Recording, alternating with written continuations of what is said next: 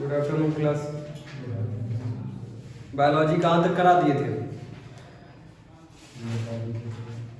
Endoplasmic reticulum पढ़ा है, mitochondria पढ़ा दिया था पूरा। Endoplasmic reticulum, endoplasmic reticulum, endoplasmic reticulum को हिंदी में क्या कहते हैं?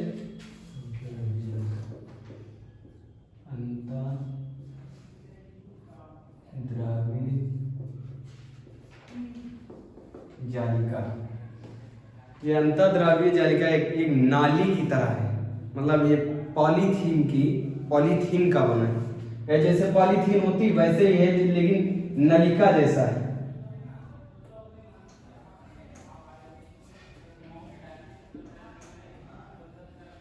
देखो ये नलिका जैसा है, नहीं है?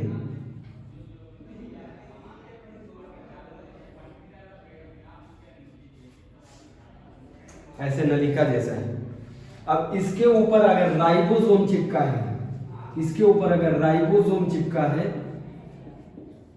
तो ये रफ इंडोप्लाज्मिक रेटिकुलम।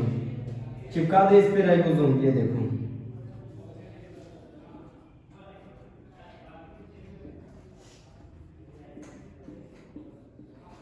अब इसको अगर तुम ऐसे टच करोगे इंडोप्लाज्मिक रेटिकुलम को तो खुरदुरा लगेगा, नहीं लगेगा?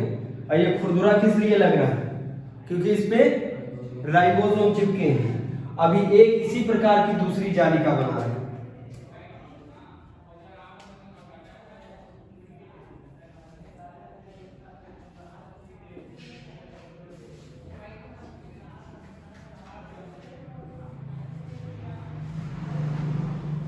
इस पे राइबोसोम नहीं चिपके, इस पे राइबोसोम चिपके नहीं है। तो बताओ इसको अगर टच करोगे तो कैसा लगेगा? स्मूथ। तो ये हो गया स्मूथ ईआर, इंडोप्लाज्मिक रेटिकुलम। और ये कैसा हो गया? Rough ER. क्लियर हुआ? और जो ये रफ ईआर है, इसमें रफ जो लग रहा है, रफ जो बनाया है, वो कौन बनाया इसको? Rough ribosome. और राइबोसोम बनाता है प्रोटीन। ये जो छोटी छोटी टिकियां हैं राइबोसोम, ये किसका निर्माण करेंगी?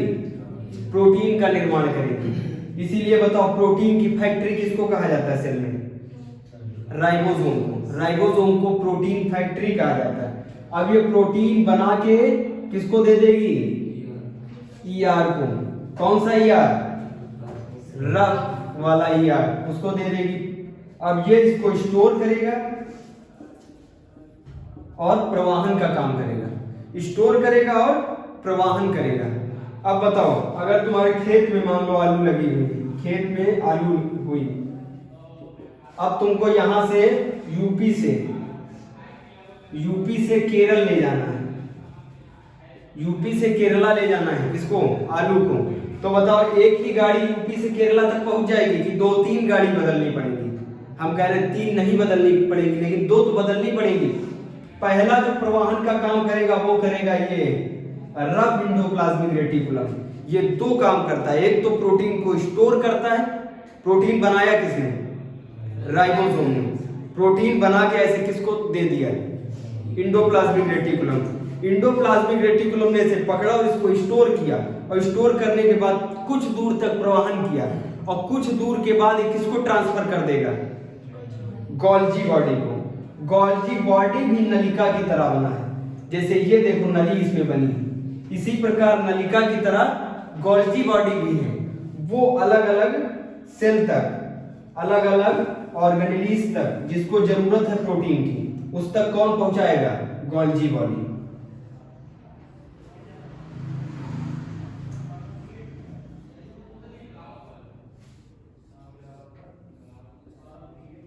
ये क्या है? Golgi body.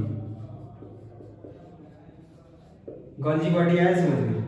ये क्या है? रफ इंडोप्लाज्मिक रेटिकुलम, और ये smooth endoplasmic reticulum. Smooth endoplasmic जो रेटिकुलम है, इसका नाम ही देखो स्मूथ, चिकना। अब बताओ खाने में चिकना किसको कहते हैं? फैट को। तो फैट के निर्माण में मदद कौन करेगा? फैट के निर्माण में हेल्प करेगा स्मूथ एंडोप्लाज्मिक रेटिकुलम। फैट के निर्माण में कौन हेल्प करेगा? Smooth endoplasmic reticulum. और फैट के प्रवाहन में कौन काम करेगा? Smooth endoplasmic reticulum. समझ में आ रहा है? प्रोटीन के प्रवाहन में काम कौन करेगा? Rough endoplasmic reticulum. और फैट और लिपिड बनाने में कौन हेल्प करेगा? Smooth endoplasmic reticulum. प्रोटीन कौन बनाता है? राइबोसोम। राइबोसोम प्रोटीन बना के किसको दे देता है? रफ एंडोप्लाज्मिक रेटिकुलम को। रफ एंडोप्लाज्मिक रेटिकुलम इसको स्टोर करता है पहले, उसके बाद इसको प्रवाहन करता है। लेकिन ये कंप्लीट प्रवाहन एंडोप्लाज्मिक रेटिकुलम नहीं करता है। कुछ दूर तक, जहां तक इसकी क्षमता है वहां तक ले जाएगा, उसके बाद ये किसको दे देगा? गोल्जी बॉडी को। गोल्जी बॉडी कंप्लीट प्रवाहन करेगा। अगर एग्जाम में आ जाए प्रवाहन, प्रोटीन के प्रवाहन का काम कौन करता है? कंप्लीट प्रवाहन का काम तो कौन करेगा? Golgi body. और इनकम्प्लीट थोड़ी दूर तक कौन ले जाएगा? Rough endoplasmic reticulum. प्रोटीन को स्टोर कौन करेगा? Rough endoplasmic. प्रोटीन को बनाएगा कौन? राइबोसोम। सारे क्लियर है? नहीं क्लियर? और ये सब डालते जाओ, मतलब पहले डालो एंडोप्लाज्मिक, रफ एंडोप्लाज्मिक रेटिकुलम, उसके सब काम लिखो। उसके बाद smooth endoplasmic reticulum. Smooth endoplasmic reticulum उसी के, मतलब उसी के बीच में जैसे बताए हैं उसी में गोल्जी बॉडी डालो। ये तीनों एक साथ पढ़ोगे तभी समझ में आएंगे। अभी हम आगे गोल्जी बॉडी पढ़ा देते तो समझ में आता, क्योंकि ये इसी से जुड़ा हुआ, देखो इसी में जुड़ा है गोल्जी बॉडी। गोल्जी बॉडी एकदम कनेक्ट है किससे? रफ एंडोप्लाज्मिक रेटिकुलम से गोल्जी बॉडी कनेक्ट है। वो इसलिए कनेक्ट है ताकि कंप्लीट प्रवाहन कर सके। क्लियर है? और ये सब नोट डाउन करो। इसके बाद लिखो राजधानी।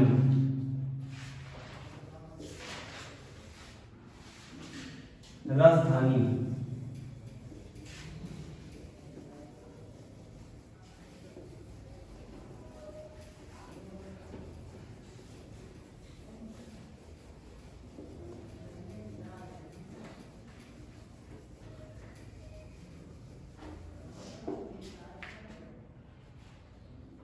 ये निपटा दिए एंडोप्लाज्मिक रेटिकुलम। एंडोप्लाज्मिक रेटिकुलम हो गया, और rough endoplasmic reticulum, smooth endoplasmic reticulum, Golgi body हो गया। अब नंबर है किसका? राजधानी का। राजधानी इंग्लिश में क्या कहते हैं इसको? वैक्यूल्स। समझ में आ रहा है?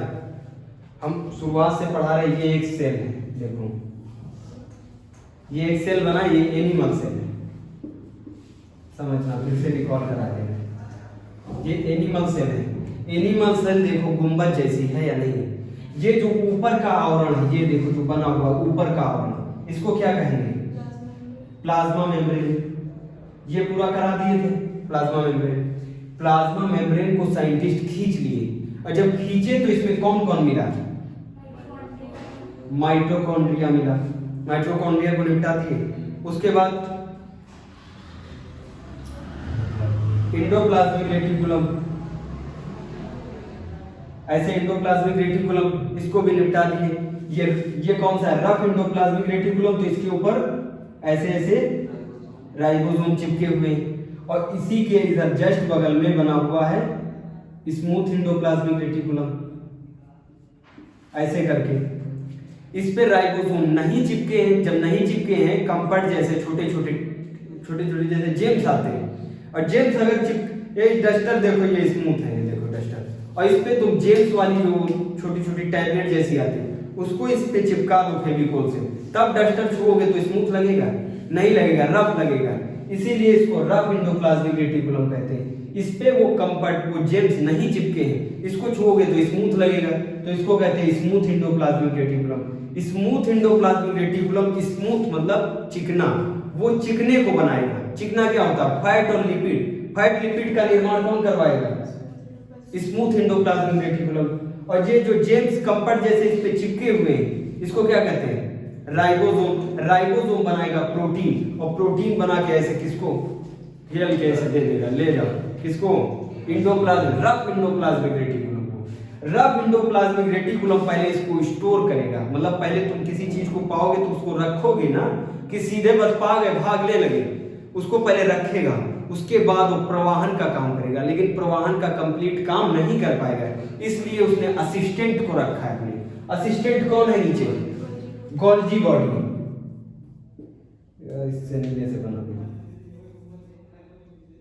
ये सब देखो जालिका जैसा है नहीं, ये तीनों जालिका जैसे हैं। स्मूथ एंडोप्लाज्मिक रेटिकुलम भी जालिका जैसा है, और रफ वाला भी जालिका जैसा है, और जो गोल्जी बॉडी है वो भी जालिका जैसा है। ये गोल्जी बॉडी। अब देखो गोल्जी बॉडी सब जगह पहुंचाएगा नहीं पहुंचाएगा। अब इसके बाद किसको निपटाना है? वक्यूल को। वक्यूल ऐसा होता है, इस वक्यूल में इसको कहते हैं रसधानी। रसधानी मतलब इसमें लिक्विड पदार्थ भरा है। लिक्विड क्या होता है? पानी। इसमें क्या भरा है? द्रव, पानी भरा हुआ है। एनिमल सेल का ये वक्यूल है तो छोटा है, अगर प्लांट सेल का बनाते तो प्लांट सेल में ये इतना बड़ा बनता वक्यूल। अब बताओ, ये हमारे प्यास लगेगी तो हम अभी बोतल से पानी पी लेंगे, क्लियर है, लेकिन प्लांट के प्यास लगेगी तो तुमको बताएगा हमको पानी पीना है, वो बता पाएगा? इसीलिए भगवान उसको बहुत बड़ा वक्यूल दिए हैं, और इसमें जब तुम कभी पानी, बारिश हुई, ये भर जाएगा ऐसे पूरा भर गया। अब इसको पानी नहीं भी मिल रहा तो धीरे धीरे धीरे धीरे धीरे धीरे जितना इतना खत्म होने को आया, फिर बारिश हो गई, फिर ये पूरा भर गया।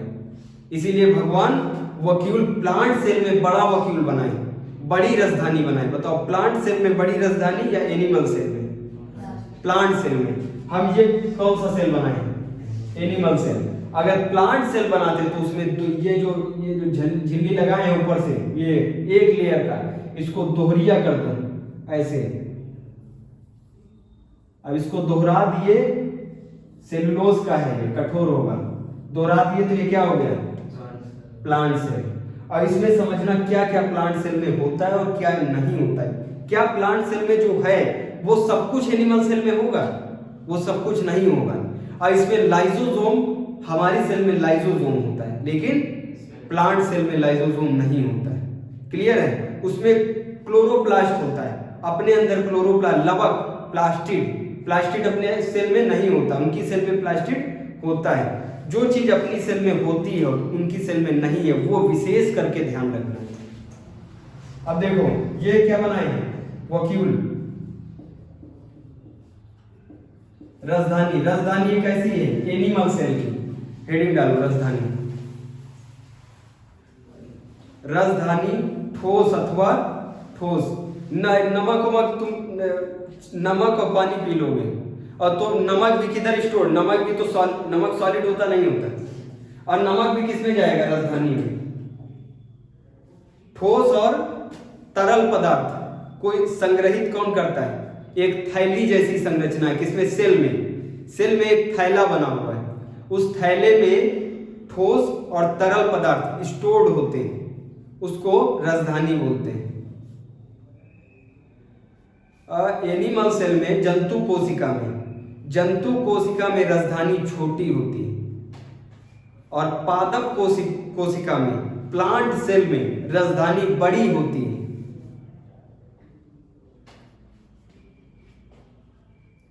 यहां तक क्लियर है? और ये जो सॉलिड, ये जैसे पादप में है, पादप में एक तो इसमें पानी स्टोर होगा और एक सॉलिड पार्टिकल जो स्टोर होगा, उस सॉलिड पार्टिकल का नाम लिखो। Amino acid, amino acid, sugar, carbonic acid. Amino acid, sugar, carbonic acid और प्रोटीन, ये किसमें संग्रहित होगा?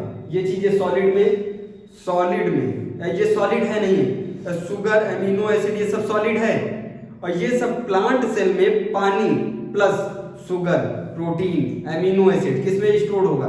प्लांट सेल में। लेकिन जो यूनिसेल वो है यूनिसेलुलर, प्रोकैरियोटिक। यूनिसेलुलर जो है, यूनिसेलुलर मतलब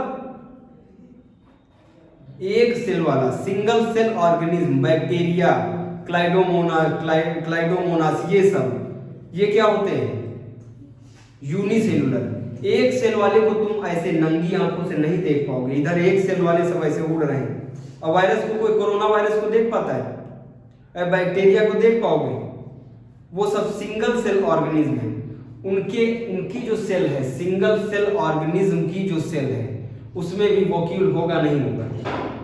उसके जो वॉक्यूल में है वो खाद्य संग्राहक का काम करता है। खाद्य संग्राहक इंपॉर्टेंट है, स्टार लगा लो। यूनिसेलुलर में राजधानी खाद्य संग्राहक का काम करता है।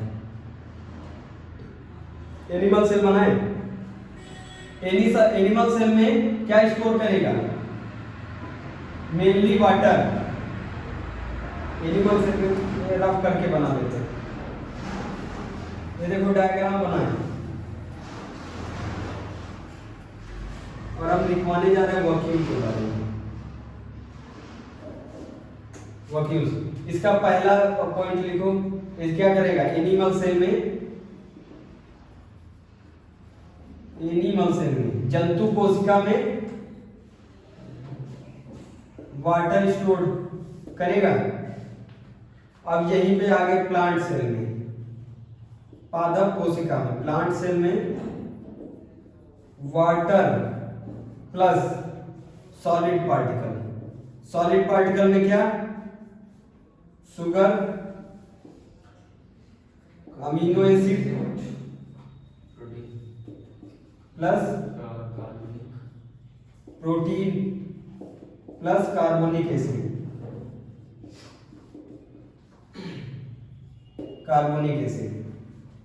ये सब किसमें? प्लांट सेल में। अब हम बता रहे हैं यूनिसेलुलर की सेल। यूनिसेलुलर सेल मतलब सिंगल सेल ऑर्गेनिज्म, बैक्टीरिया, क्लाइमेटोमोनास की बात कर रहे हैं। उसमें ये खाद्य संग्रह, खाद्य मतलब वो जो खाना खाए हैं उसको भी ये स्टोर करता है। कौन? वॉक्यूल। खाद्य संग्राहक का कार्य करता है। नोट डाउन करो।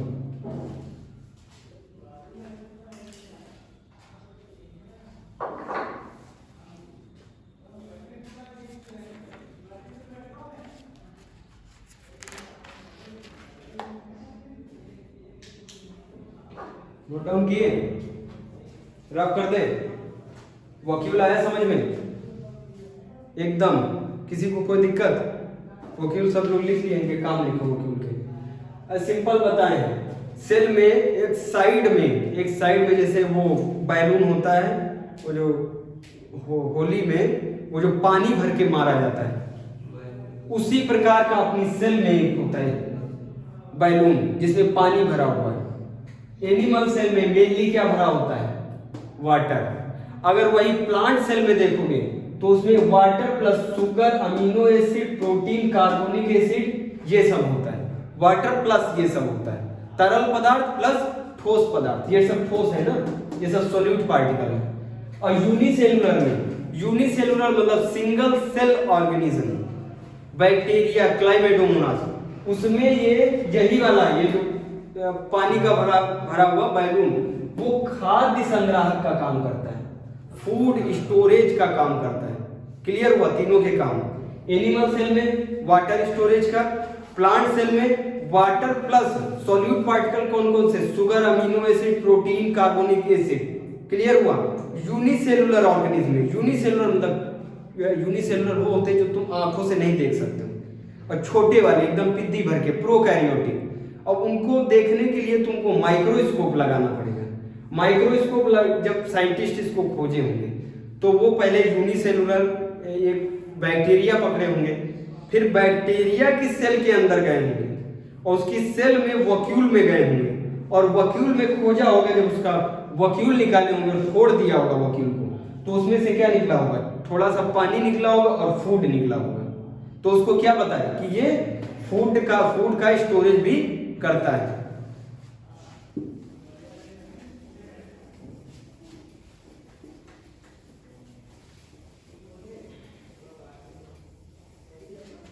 ये अभी ये दोहरिया है झिल्ली, डबल मेम्ब्रेन ऊपर से प्रोटेक्शन चढ़ा है, तो ये प्लांट सेल है। ठीक है।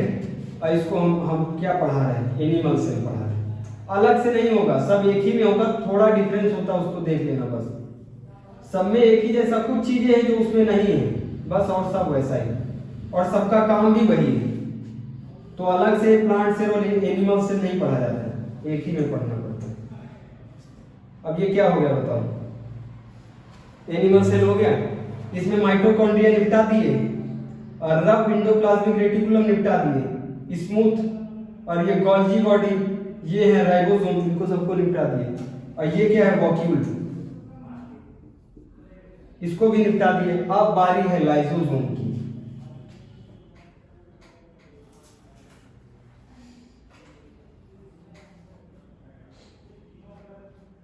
देखो खतरनाक, इसका नाम है लाइसोसोम। इसको तो तुम भूल ही नहीं सकते क्योंकि इसका काम ही इतना खचरा है। कौन है, लाइसोसोम। और लाइसोसोम सब पे नजर रखता है, ये सबको देखेगा। अगर इससे कोई बदतमीजी कर देगा, किससे, लाइसोसोम से, तो इसके मुंह में जहर भरा हुआ है।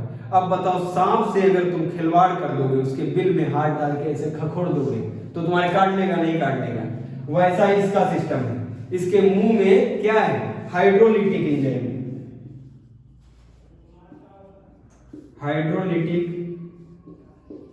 हाइड्रोलिटिक मतलब नमकदार, नमकदार नमकीन जहर भरा हुआ है, किसके अंदर, लाइसोसोम के अंदर।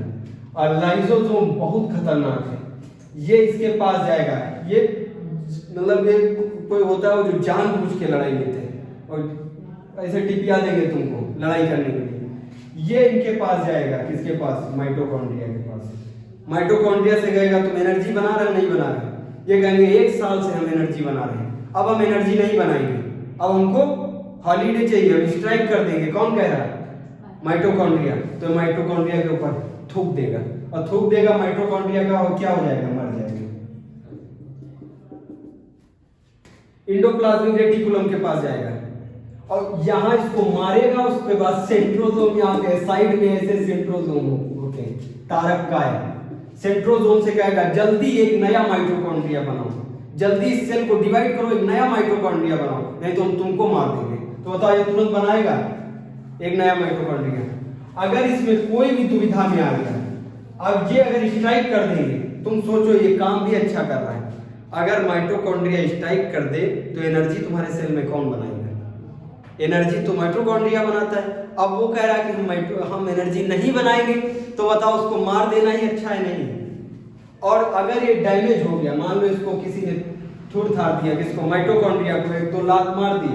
अब ये कह रहा क्या कि अब हम एनर्जी नहीं बना पाएंगे क्योंकि हम इस समय क्या है, चोट खाए हुए हैं। तो ये इनको चोट खा वो नहीं रखेगा, इसमें कोई भी चोट वाला नहीं रह सकता है।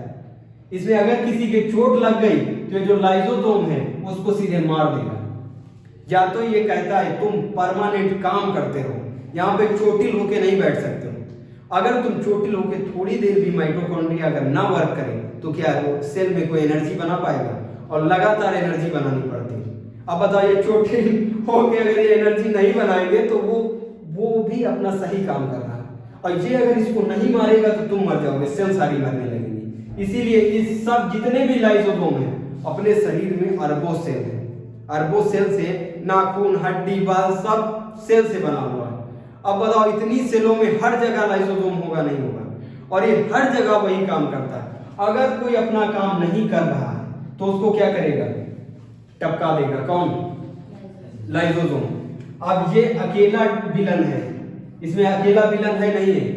अब बताओ, अगर ये सब मिल जाए, ये सब आपस में संगठन बना ले कि ये एक एक को मारता है थूक थूक के, अब सब लोग मिल जाओ इसको पीट दिया जाए, तो ये क्या करेगा, ये अपने आप को, इसके अंदर इतना हाइड्रोलिटिक एंजाइम भरा हुआ है, अपने आप को फोड़ देगा, और फोड़ देगा तो पूरी सेल ही बस्ट हो जाएगी, पूरी सेल खत्म हो जाएगी। इसीलिए इसको सेल में मौत की थैली कहते हैं।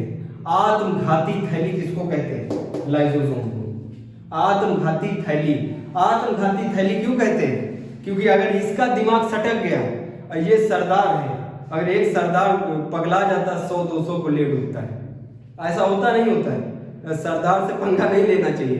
अगर ये इसमें क्या है, सरदार है, अगर ये जट पगला गया तो किसको, इन सबको ले डूबेगा, ये खुद फट जाएगा। और खुद जब फटेगा तो इसके अंदर क्या, जहर भरा हुआ है। अब जब ये फटेगा तो जहर इधर उधर सबके, किसी के इधर गिर गया कान पे, किसी के खोपड़ी पे गिर गया, तो सब मर जाएंगे, नहीं मर जाएंगे। इसीलिए इसे आत्मघाती थैली कहते हैं। किसको, लाइसोसोम को। डालो लाइसोसोम।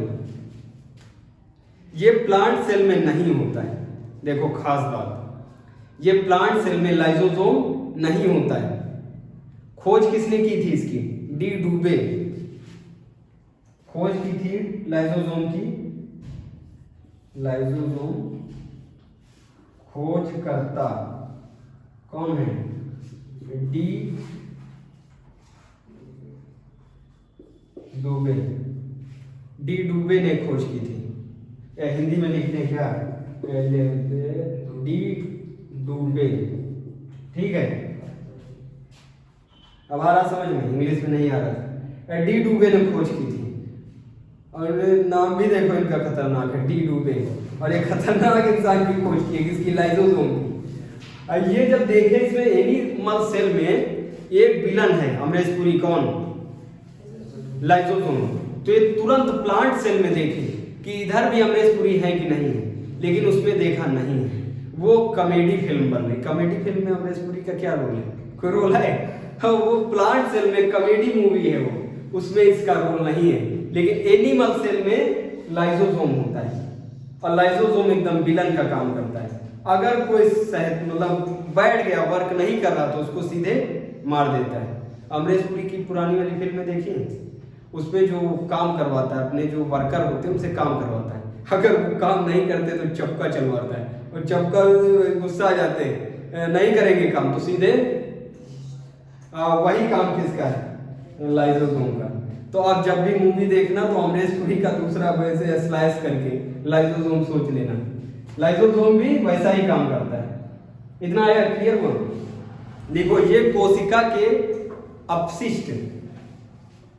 अपशिष्ट को, कोशिका अगर मतलब अपशिष्ट समझते हो, कोशिका मर चुकी है, कोशिका के अपशिष्ट, कोशिका के अंदर मतलब मान लो एंडोप्लाज्मिक रेटिकुलम मर गया है, तो उसको पचाएगा कौन, खत्म कौन करेगा, लाइसोसोम खत्म करेगा। कोशिका के अंदर आने वाले बैक्टीरिया, कोशिका के अंदर आने वाले बैक्टीरिया मान लो आ गया, कोशिका के अंदर आ गया, तो उसको मारेगा कौन, लाइसोसोम। बैक्टीरिया हीरो है, वो बचाने आया, सबको निपटा देगा अमरीशपुरी। जब कोशिका क्षतिग्रस्त हो जाती है, जब कोशिका क्षतिग्रस्त हो जाती है या मर जाती है, तो लाइसो क्षतिग्रस्त हो जाती है या कोशिका मर जाती है, मतलब सब अभी काम नहीं कर रहे हैं, ना न्यूक्लियस काम कर रहा, ना एंडोप्लाज्मिक रेटिकुलम, ना कोई काम नहीं कर रहा है।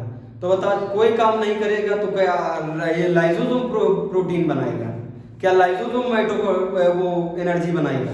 तो ये क्या कहेगा, जब नाश तो साढ़े सत्यानाश कर देगा, नहीं कर देगा। अब जब नाशी हो गया तो इसको पूरा उड़ा दो, और खुद बस्ट हो जाएगा, खुद अपने आप को विस्फोट करेगा और पूरी सेल खत्म हो जाएगी। हाइड्रोलिटिक एंजाइम छोड़ता है, हाइड्रोलिटिक एंजाइम छोड़ता है, ठीक है, इतना लिख लिए। और जब ये खुद फट के सबको समेट देगा, खुद फट गया और सब निपट गए, तो बताओ इसको क्या कहेंगे, आत्मघाती थैली कहेंगे, नहीं कहेंगे? इसीलिए लाइसोसोम को आत्मघाती थैली कहते हैं, आत्मघाती थैली।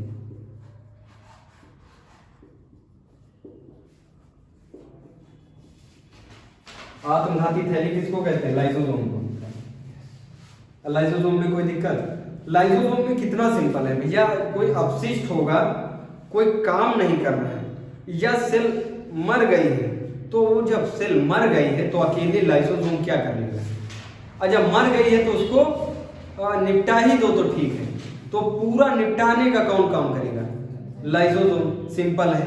हाइड्रोलिटिक एंजाइम किसके अंदर होता है, लाइसोसोम के अंदर। हाइड्रोलिटिक एंजाइम अगर ये छोड़ देगा किसी के ऊपर तो वो मर जाएगा, और किसी के ऊपर मतलब हमारे तुम्हारे ऊपर नहीं, सेल के अंदर जितने भी लोग हैं, सेल के अंदर जितने, सेल को क्या कहते हैं, और सेल की डिफिनेशन क्या होती है, सेल इज द स्मॉलेस्ट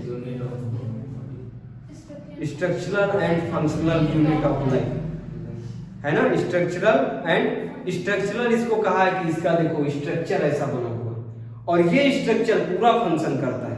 अगर कोई स्ट्रक्चर पूरा फंक्शन करेगा, जितनी भी तुमको फंक्शन की जरूरत है, जितने भी कार्य की, और वो अकेला ही वो कार्य कर दे, तो उसको क्या कहेंगे? यूनिट। इसीलिए सेल को यूनिट कहा जाता है, ध्यान रखना। अरे भैया आर्मी में मान लो अकेला, किसी किसी को कहते नहीं ये अकेला ही यूनिट के बराबर है, किसी मूवी में बोलते अकेला ही यूनिट के बराबर है। 20-25 लोगों की यूनिट बनाई जाती है, जिसमें एक होगा दाढ़ी बनाने वाला, एक होगा उसमें मेडिकल वाला, एक उसमें वो सिपाही होगा जो गन वन रखेगा।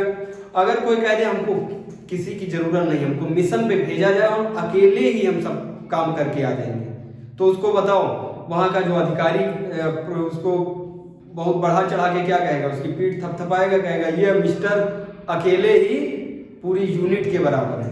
अब बताओ ये जो सेल है, एक छोटी सी सेल, ये सारे काम करती है भैया। प्रवाहन का काम करती, प्रोटीन बनाती, एनर्जी बनाती, वाटर का स्टोरेज करती, तो सब जब करती तो बताओ अकेले ही एक यूनिट के बराबर है? नहीं।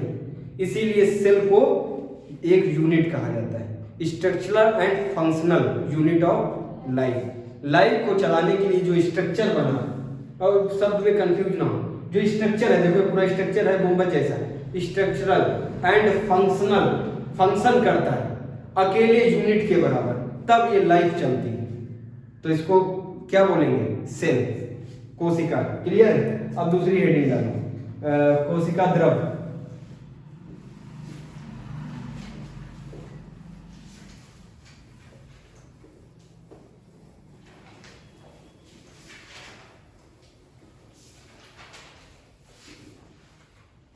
अच्छा एक बात बताओ, बैग में एक बैग लिया था, पिट्ठू बैग, बैग में हाँ ये वाला बैग, इस बैग में तुम डस्टर डाल दिए, मार्कर डाल दिए, और तुमको कहीं जाना है, मान लो किसी टूर पे जाना है।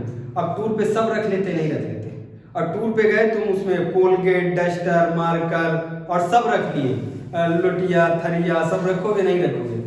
अब बताओ अगर इस बैग को तुम लादे हुए और दौड़ोगे, कोई काम करोगे, तो खटपट खटपट आवाज आएगी नहीं आएगी? आएगी नहीं आएगी? खटपट खटपट आवाज आएगी। अब बताओ इसको एकदम सिस्टमैटिक वे से तुमको रखना है ताकि आवाज ना आए, तो बताओ क्या करोगे? अरे ये वाला एग्जांपल छोड़ो, अब मान लो तुम फ्रिज और कूलर, फ्रिज कूलर और हाथ वाली मशीन एक ही जहां से खरीदे हो, जिस एजेंसी से, उसने कहा तीनों तुमको एक ही पेटी में रख के देंगे। पेटी समझते हो? एक ही पेटी में, ये एक पेटी है, उसने कहा तुम्हारे 1000 रुपये माइनस कर देंगे, 2000 रुपये, लेकिन हम तुमको एक ही पेटी में क्या देंगे? Washing machine. वॉशिंग मशीन और सिलाई वाली मशीन को क्या कहते हैं इंग्लिश में? अरे लिख देते लो, सिलाई मशीन,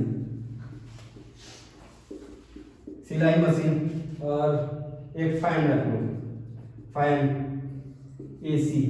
और ये 1 2 3 4, और इन चारों को किस में पैक करना है? इसमें पैक करना है, पैक करना है। अब बताओ अगर ये चारों तुम ऐसे ही पैक कर दोगे, तो ये जिस संसाधन से लाओगे, डाला या ट्रैक्टर जिससे लाओगे, तो बताओ ये सब आपस में लड़के टूट जाएंगे? नहीं टूट जाएंगे? टूट जाएंगे। और तुमको रुपए भी बचाने हैं। सोचना, तुमको रुपए वो छोड़ रहा है, 4000 रुपया छोड़ रहा है, लेकिन उसने कंडीशन क्या रखी है कि तुमको इस गत्ते में, इस पेटी में ये चारों चीजें नहीं करनी। अब तुम बताओ 4000 रुपए वो बचाने से कोई फायदा है अगर ये सब टूट ही गया? अब मान लो इसमें भूख गया, इसमें वॉशिंग मशीन में ये सिलाई की मशीन चली गई, तोड़ ताड़ डाला, तो बताओ वापसी होगी नहीं? तो बताओ तुम क्या दिमाग लगाओगे?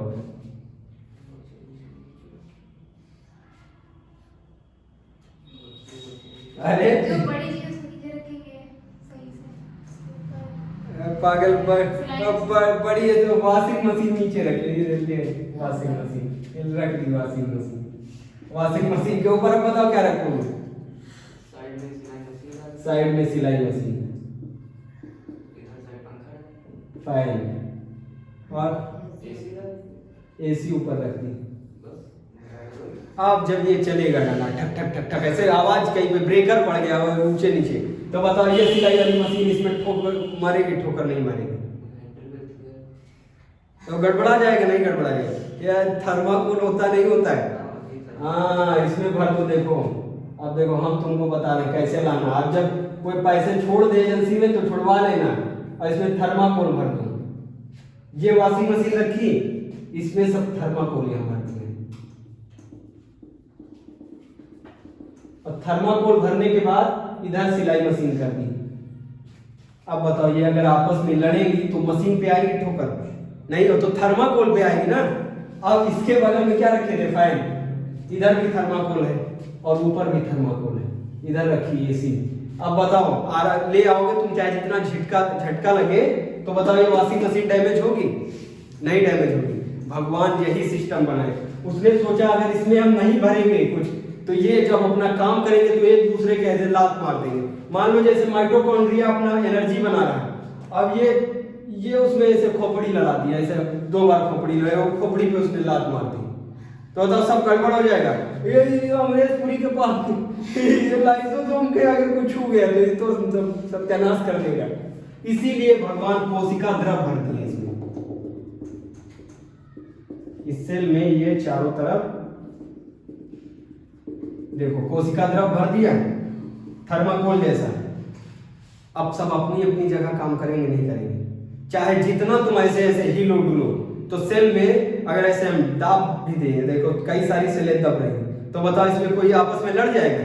नहीं लड़ेगा, क्योंकि बीच में क्या भरा है? कोशिका द्रव।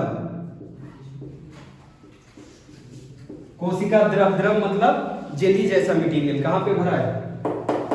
लिक्विड कहां पे भरा है? सबके बीच में सब लिक्विड है और सब अलग अलग सिस्टमैटिक वे से रखे हुए। चलो कोशिका द्रव। ऑर्गेनेलीज के बीच में कोशिका द्रव भरा होता है। ये जितनी भी ऑर्गेनेलीज हैं उन सब के बीच में क्या भरा हुआ है? कोशिका द्रव, ताकि ऑर्गेनेलीज आपस में लड़ भिड़ ना जाए, अपना अपना काम अपने तरीके से करें। इस कोशिका द्रव में क्या होता है? जल, पानी है। कोशिका द्रव में पानी। और ये कोशिका द्रव 2 प्रकार का होता है। एक तो ये सेल के अंदर, पूरी सेल के अंदर भरा हुआ है, वो है कोशिका द्रव। और एक न्यूक्लियस के अंदर भरा हुआ है, उसको केंद्रक द्रव बोलते हैं। अगर न्यूक्लियस के अंदर यही भरा हुआ है तो क्या हो जाएगा? अरे इसको इंग्लिश में बोलते हैं साइटोप्लाज्म। अगर ये न्यूक्लियस के अंदर है तो न्यूक्लियर साइटोप्लाज्म, और कोशिका के अंदर है तो सेल साइटोप्लाज्म। सेल साइटोप्लाज्म ये तुमको समझाएंगे। ये है सेल साइटोप्लाज्म जो चारों तरफ भरा हुआ है।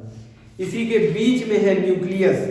न्यूक्लियस मास्टर माइंड होता है, उसको सेल का ब्रेन कहा जाता है, तो ये आगे अभी पढ़ाएंगे। उसके अंदर भी ये द्रव भरा हुआ है, उसको कहते हैं न्यूक्लियस कोशिका द्रव। अब बताओ ये साइटोप्लाज्म क्लियर हुआ? कोशिका द्रव एकदम क्लियर, कोई दिक्कत? अब हेडिंग डालो सेंट्रोसोम।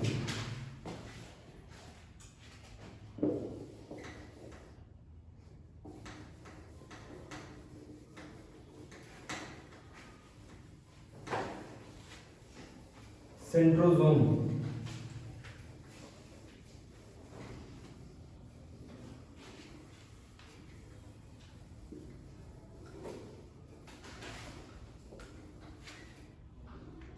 देखो एनिमल सेल। एनिमल सेल है। अब इसमें हम सब नहीं बना रहे हैं, हम इंडोप्लाज्मिक रेटिकुलम, राइबोसोम और सब फिर से कचरा इसमें नहीं करेंगे। अब सीधे हम बना रहे हैं सेंट्रोसोम। ऐसे होता है और दोनों साइडों पे, लास्ट साइड पे प्रेजेंट होता है सेंट्रोसोम। सेंट्रोसोम इधर भी क्या है? सेंट्रोसोम। और सेंट्रोसोम का क्या काम होता है? ये दोनों तरफ से जब पावर लगाता है, दोनों तरफ से पावर लगाएगा तो सेल बीच से डिवाइड हो जाएगी, ऐसे होने लगेगी। ऐसे होगी जब पावर लगाएगा, देखो। और धीरे धीरे कैसे ये ऐसे होगी, उसके बाद दोनों अलग हो जाएंगे। सेल डिवीजन का काम कौन करेगा? सेंट्रोसोम। सेल डिवीजन का काम कौन करेगा? सेंट्रोसोम। हेडिंग डालो। ये कोशिका विभाजन, कोशिका विभाजन मतलब कोशिका को एक कोशिका को दो में जब तोड़ेगा तो उसको कहते हैं पुनर्निर्माण। कोशिका का पुनर्निर्माण कौन करेगा? सेंट्रोसोम। ये सेंट्रोसोम जो लीवर सेल होती है, हमारा लीवर भी तो सेल से, बहुत सारी करोड़ों सेल से लीवर बना है। लीवर सेल में सेंट्रोसोम सबसे ज्यादा होते हैं, सबसे ज्यादा मतलब काम करते हैं। होते तो सब में है, सबसे ज्यादा सक्रिय किस में होता है? लीवर सेल में। तो बताइए अगर सबसे ज्यादा सक्रिय वहां होगा तो सेल डिवीजन सबसे ज्यादा पूरे ऑर्गन में कहां होगी? कितने ऑर्गन है अपने शरीर में? बाबू बताए थे ये सेल और कई सारी सेल मिलके बनेगी क्या? टिश्यू। टिश्यू को कहते हैं हिंदी में ऊतक। बहुत सारे ऊतक जब बहुत सारे ऊतक मिलेंगे तो क्या बनेंगे? ऑर्गन, अंग। अंग समझते हो? हार्ट, किडनी, लीवर, ये सब अंग है।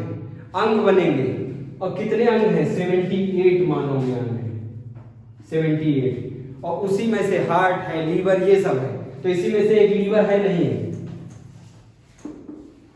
अब अगर इस अंग की छोटी इकाई पूछी जाए तो बताओ क्या होगा? ये लीवर की छोटी इकाई पूछी जाए तो क्या होगा? सेल होगा। मानव की छोटी इकाई पूछी जाए तो सेल। टिश्यू की छोटी इकाई पूछी जाए तो सेल। है तो सबसे छोटा सेल ही, तो सबका आंसर क्या होगा? सेल। लेकिन जो लीवर की सेल है, ये लीवर की सेल, इसमें जो सेंट्रोसोम प्रेजेंट है ये सबसे ज्यादा एक्टिव रहते हैं। सबसे ज्यादा एक्टिव होंगे तो बताओ धड़ाधड़ बनाएंगे, सेल को नहीं बनाएंगे। इसीलिए अगर लीवर में तुम्हारे चोट लग गई, मान लो इधर कोई चाकू, इधर लीवर की इधर ही होता है लीवर, राइट साइड में होता है, लेफ्ट साइड में। हाँ, इधर अगर मूवी में देखे हो यहाँ पे चाकू मारते हैं। अब मान लो किसी से तुमको लड़ाई करनी हो, बदला लेना है, तो चाकू को लेके आए तो उसके गला ना आगे कर देना, काट दे, मर जाओगे। और इधर अगर मार दिया, इधर लेफ्ट साइड में, तो इधर पैनक्रियास होता है और पैनक्रियास का बहुत वर्क होता है, वो अगर डैमेज हो गया तब भी मर जाओगे। और लीवर में अगर इधर चाकू मार दिए और चाकू मार के ऐसे निकाल लिए, लीवर में ऐसे खरखोल दिए, छेद हो जाएगा लीवर में, ऐसे छेद हो गया लीवर में। उसके बाद लीवर खुद अपने आप ही इसको कवर कर देगा, डॉक्टर को सिलने की जरूरत नहीं पड़ेगी। ये जो सेंट्रोसोम है ये इतने ज्यादा एक्टिव होते, कहते हैं कोई चाकू मार के गया, जल्दी बना लीवर को सही कर दे, और ये फिर से ऐसे भर जाएगा।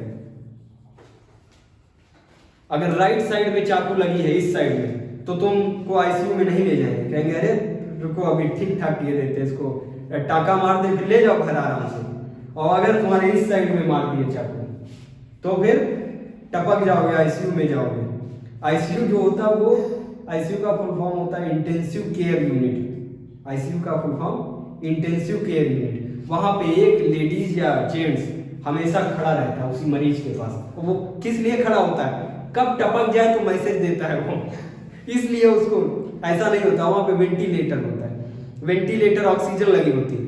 अब वेंटिलेटर ऑक्सीजन को परमानेंट देखता है कि कितना, वो तो मशीन है ना, बढ़ घट गई तो मर जाएगा, इसीलिए एक ऐसे आंखें बड़ी करके उसको देखता ही रहता है। इसी को कहते हैं आईसीयू, इंटेंसिव केयर यूनिट। वहां पे एकदम इंटेंस तरीके से एक बंदा तो खड़ा ही रहेगा। आईसीयू का इसीलिए चार्ज ज्यादा होता है। आईसीयू में चलेगा तो मतलब गड़बड़ है, आईसीयू में जो नहीं हो तो बच जाओ। आईसीयू वाले भी बच जाते हैं। अब मूवी में नहीं देखा, आईसीयू से डॉक्टर निकलते हैं, ही इज नो मोर, लेके जाओ इसको। और आईसीयू खतरनाक होता है। और लीवर में अगर तुम्हारे कोई चाकू मार देगा तो तुम बताओ आईसीयू जाओगे? नहीं जाओगे। और वहां पे खुद ही डॉक्टर तो बैठे हैं तुम्हारे अंदर लीवर में, और वो जल्दी स्टार्ट कर देते हैं, कहते भर दे इसके घाव को, ऐसे भर जाएगा। इधर चाकू लगी, उधर फिर से तैयार, और एक और मारे चाकू। किसमें? अगर लीवर में लगी। लीवर में सबसे ज्यादा सक्रिय कौन होता है? सेंट्रोसोम। और सेंट्रोसोम जल्दी सेल का डिवीजन करेगा और फिर से नई सेल को बना देगा। और जहां पे वो चाकू खरखोल दिया, ऐसे मार के ऐसे घुमा दिया, तो वहां उसको फिर से पुनः भर देगा। डॉक्टर ऊपर से खाल में टांका लगा देगा, टांका लगा के मारेगा, जाओ फिर से मरवा के आना तो बताना। तो अगर लीवर में लगा है, राइट साइड में चाकू लगी तो कोई दिक्कत नहीं, लेफ्ट साइड में अगर लगी, पैनक्रियास होता है, तो गड़बड़ हो जाएगा। और सबसे कम जो ये होता है सेंट्रोसोम वर्क करता है वो ब्रेन सेल में बहुत कम करता है। अगर ब्रेन में तुम्हारे चोट लग गई तब तो तुम आईसीयू जाओगे और डॉक्टर 100% 90% निकलेगा और तुम्हारी फैमिली किसे कहेगा ही इज नो मोर, ले जाओ इसको। किसमें? ब्रेन का बहुत गड़बड़ मामला होता है। ब्रेन में अब भगवान बहुत सिस्टमेटिक बनाए। अगर ये ब्रेन में बहुत डिवीजन करता, ब्रेन में बहुत सक्रिय होता, ब्रेन की सेल में अगर ये बहुत तेज डिवीजन करता तो ब्रेन में फटाफट कैंसर हो जाता। और देखो बहुत लोगों के लीवर खराब हो जाते, नहीं खराब हो जाते, लेकिन ये सुना तो वहां ब्रेन खराब हो गया, पूरी जिंदगी निकल जाएगी, लीवर बदल जाएगा, लेकिन ब्रेन इतनी जल्दी नहीं खराब होता।